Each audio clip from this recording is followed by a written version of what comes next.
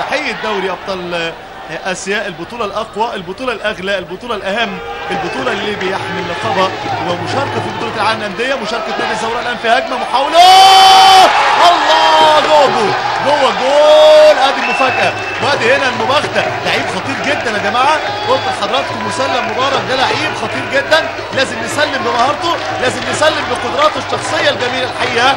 انطلاقه على طريقه النجوم الكبار العراقيين، ثم استفاقه واستماته في الجبهه اليمنى لاحراز هدف يدي للقاء اثاره، يدي للقاء متعه، يدي للقاء نديه، يدي لنادي الزوراء العراقي الحقيقه تقدم وفرحه لدى جماهيره القليله اللي حضرت لملعب اللقاء.